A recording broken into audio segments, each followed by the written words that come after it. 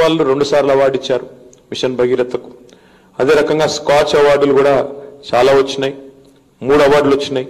ఈ రకంగా అవార్డులు, ప్రశంసలు కేంద్ర ప్రభుత్వంలోని పెద్దలు, నీతి ఆయోగ్ లాంటి సంస్థలు, water man of India, Nobel prize winner Kailash Satyarthi గారు, ఇట్లా ఎంతో మంది మహానుభావులు వీళ్ళందరూ పొగిడి చివరికి మిషన్ భగీరథ మొదటి దశ ప్రారంభోత్సవం కూడా గజ్వేల్లో స్వయంగా ముఖ్యమంత్రి గారి ఆహ్వానం మేరకు ప్రధానమంత్రి గారే వచ్చి ప్రారంభించిన విషయం కూడా మీకు తెలుసు. అక్కడ బ్రహ్మాండమైన సభ ఏర్పాటు చేసి గజ్వేల్లోనే 1,00,000 మందితో సభ ఏర్పాటు చేసి లక్షలాది మంది ముందు ప్రధానమంత్రి గారికి మనం పలు విజ్ఞప్తులు కూడా చేయడం జరిగింది. కానీ శోచనీయమైన అంశం ఏంటంటే, బాధాకరమైన అంశం ఏంటంటే, ప్రశంసలు తప్ప పైసలు మాత్రం కేంద్ర ప్రభుత్వం విధిల్చే మూడ్లో లేదు. మీరు ఈ అర్జున్ రామ్ మేఘవాల్ అనే మంత్రి గారు చాలా స్పష్టంగా కుండబద్దలు కొట్టినట్టు చెప్పినారు.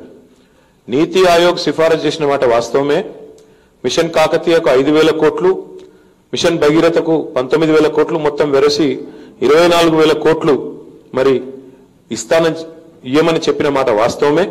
కానీ ఈ ప్రతిపాదనను మేము తిరస్కరించినామని చెప్పి కేంద్ర ప్రభుత్వ పక్షాన వారు కుండబద్దలు కొట్టినట్టు చెప్పడం జరిగింది. ఇక్కడ శోచనీయమైన విషయం ఏంటంటే, కేవలం తమ ఉనికి లేదని, భారతీయ జనతా పార్టీ అనే పార్టీకి ఇక్కడ ఉనికి లేదని, ఇక్కడ వారికి రాజకీయంగా అవకాశం లేదని, చిల్లరమల్లర రాజకీయ బుద్ధితో, రాజకీయ దురుద్దేశంతో కేంద్ర ప్రభుత్వం ఈరోజు నిర్వహిస్తున్న ఈ పక్షపాత వైఖరిని మేము తీవ్రంగా ఖండిస్తా ఉన్నాం. ముఖ్యంగా భారతీయ జనతా పార్టీ వ్యవహారాన్ని, కేంద్ర ప్రభుత్వ వ్యవహారాన్ని తీవ్రంగా తెలంగాణ ప్రజల పక్షాన తీవ్రంగా నిరసన చెప్తా ఉన్నాం. మొన్న మహారాష్ట్ర ఎక్కడైతే భారతీయ జనతా పార్టీ ప్రభుత్వం ఉన్నదో అక్కడ సాగునీటి ప్రాజెక్టుల విషయంలో అక్కడ ముఖ్యమంత్రి గారు ఒక విజ్ఞప్తి చేసినారు, మాకు కేంద్ర ప్రభుత్వం సాయం చేయాలని. మనమేమో ఇక్కడ చాలాసార్లు అడిగాం. అక్కడ వాళ్ళు అడగంగానే సాగునీటి ప్రాజెక్టుల్లో 25% వ్యయాన్ని భరించేదానికి ముందుకు వచ్చి ఈ ఒక్క సంవత్సరంలోనే దాదాపు 3,831 కోట్ల రూపాయలను ఈ ఆర్థిక సంవత్సరంలో కేంద్ర ప్రభుత్వం విడుదల చేసింది. అంటే తమ ప్రభుత్వాలు, తమ పార్టీ ఉన్న చోట రాష్ట్రంలో అయితే ఒక రకంగా, ఇంకొక చోట అయితే సవతి తల్లి ప్రేమను చూపెడుతూ తెలంగాణ విషయంలో ఈరోజు నిజంగా చెప్పాలంటే తీరని అన్యాయం భారతీయ జనతా పార్టీ చేస్తా ఉన్నది. నేను మీ అందరూ గుర్తు చేస్తా ఉన్నా, భారతీయ జనతా పార్టీకి మొన్న జరిగిన శాసనసభ ఎన్నికల్లో కూడా దారుణమైన పరాభవం జరిగింది.